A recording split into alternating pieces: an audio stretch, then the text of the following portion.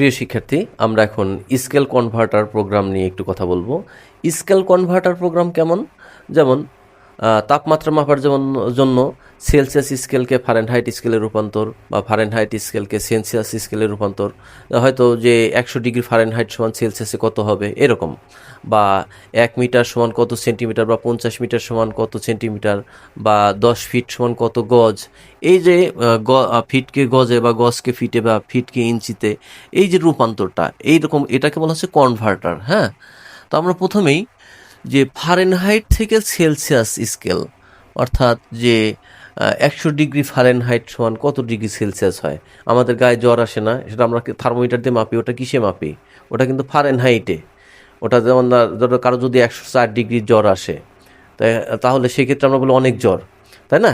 তো 104 ডিগ্রি যদি ফারেনহাইট হয়, ওইখানে যদি ভুল করে বলো 104 ডিগ্রি সেলসিয়াস, ফারেনহাইট আর সেলসিয়াসের মধ্যে কিন্তু অনেক পার্থক্য।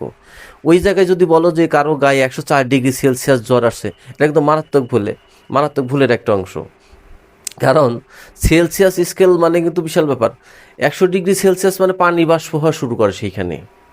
তা কারো গায়ে যদি 104 ডিগ্রি সেলসিয়াস জ্বর আসে, তার তো বাষ্প হয়ে আকাশে উড়ে যাওয়ার কথা, তাই না? সুতরাং ফারেনহাইট স্কেল আর সেলসিয়াস স্কেল তাপমাত্রা মাপার মধ্যে কিন্তু ফার ডিফারেন্স। যাই হোক, 100 104 ডিগ্রি ফারেনহাইট তাপমাত্রা সমান সম্ভবত সেলসিয়াস স্কেলে 40 ডিগ্রির কাছাকাছি একটা তাপমাত্রা আসবে। তো এটাই আমরা একটু কনভার্ট করা শিখবো, যে কিভাবে সেলসিয়াসকে ফারেনহাইট থেকে সেলসিয়াসে রূপান্তর করা যায়। যেমন প্রশ্নটা হচ্ছে ফারেনহাইট থেকে সেলসিয়াস, অর্থাৎ ফারেনহাইট তাপমাত্রাকে আমাকে এখন সেলসিয়াস তাপমাত্রায় রূপান্তর করতে হবে। তার জন্য একটা সূত্র তোমাদের মুখস্থ করতে হবে। এই সূত্রটা, এটা বোঝার কিছুই নেই, জাস্ট মুখস্থ রাখতে হবে যে এই সূত্রটা ব্যবহার করে তুমি ফারেনহাইট থেকে সেলসিয়াসে রূপান্তর করতে পারবে, অর্থাৎ সেলসিয়াসের মানটা পাবে।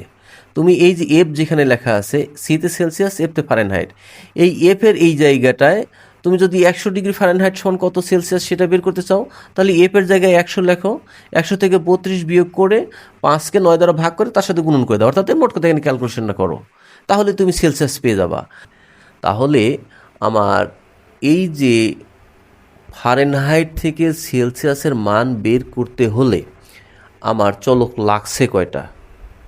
চলক কিন্তু মোট 2টা লাগছে। এক হচ্ছে এই যে সেলসিয়াসের মানটা বের হবে, তার মানে মেমোরিতে সেলসিয়াসের জন্য একটা ঘর লাগবে, আর ফারেনহাইটের মানটা ইনপুট করাই দিতে হবে। আমি জানতে চাচ্ছি এই 100 ডিগ্রি ফারেনহাইট সমান কত, তাহলে ফারেনহাইটের মানটা ইনপুট করাতে হবে, তার মানে ফারেনহাইট আর একটা চলক। তাহলে মোট চলক লাগছে এখানে 2টা। আর ডেটা টাইপটা অবশ্যই ফ্লট ব্যবহার করব, ফ্লট FC। তার মানে এফ আর সি নামে, ফারেনহাইট আর সেলসিয়াস নামে মেমোরিতে 2টা জায়গা তৈরি হয়ে যাবে। তারপরে প্রিন্টএফ দিয়ে ব্যবহারকারীকে একটা নির্দেশনা দিলাম যে enter the value of Fahrenheit, অর্থাৎ ফারেনহাইটের মানটা প্রবেশ করান, যেটার মান আপনি কনভার্ট করতে চাচ্ছেন। যে ফারেনহাইটের মানটা সমান সেলসিয়াসে কত আসে সেটা জানতে চাচ্ছেন, সেই মানটা প্রবেশ করান। সেই কথাটাই আমি এখানে বললাম যে enter the value of Fahrenheit, অথবা তোমার যা মনে চায় তুমি এখানে সেরকম তোমার ইচ্ছা মতো ব্যবহারকারীর জন্য একটা নির্দেশনা রাখতে পারো। তাহলে এটা তাহলে এই মেসেজটা কী হবে, মনিটরে চলে আসলো, enter the value of Fahrenheit. এখন ব্যবহারকারী একটা মান প্রবেশ করাবে, সেই মানটা নেওয়ার জন্য কি করতে হবে? স্ক্যানএফ ব্যবহার করতে হবে না? স্ক্যানএফ %F ডাবল কোটেশনের মধ্যে কমা অ্যান্ড এফ, এইখানে বড় হাতের এফ ইউজ করছি কিন্তু, এই জন্য দেখো আমি কিন্তু এখানেও বড় হাতের এফটা ইউজ করলাম। এখানে বড় হাতের এফ আর এখানে ছোটো হাতের এফ ব্যবহার যদি করো, নিঃসন্দেহে কাটা দিবে, মার্কই দিবে না তোমার। হয়তো যদি 4 মার্কের প্রশ্ন হয়, 1 মার্ক দয়া ধর্ম করে দিলেও দিতে পারে, ঠিক আছে?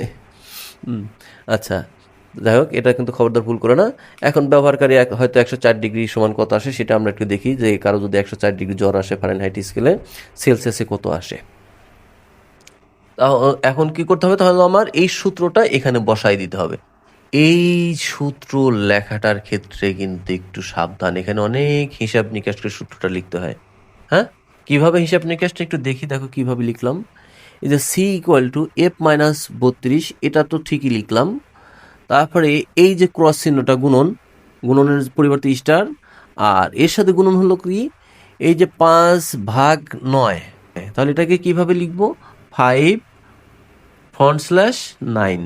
হ্যাঁ, এখানে কিন্তু এই যে এরকম সমান দাগটাও দেওয়া যাবে না, যে 5 উপরে দিলাম, তারপর একটা দাগ দিয়ে নিচে 9 দিয়ে দিলাম। এভাবে দেওয়া যাবে না, আবার ভাগ চিহ্ন দেওয়া যাবে না, ফ্রন্ট স্ল্যাশ দিতে হবে। হ্যাঁ, দিয়ে আমাদের এই সূত্রটা লিখতে হবে।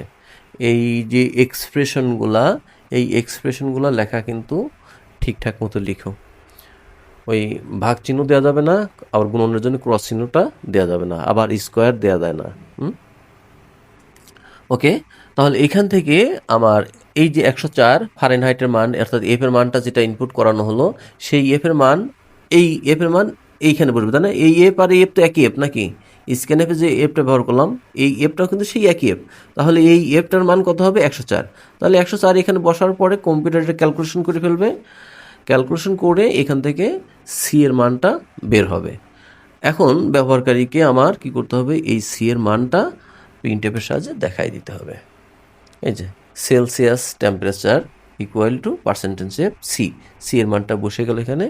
এই যে 104 ডিগ্রি ফারেনহাইট সমান সেলসিয়াসে 40 ডিগ্রি আসে, তখন অনেকখানি ডিফারেন্স স্কেলের। হ্যাঁ।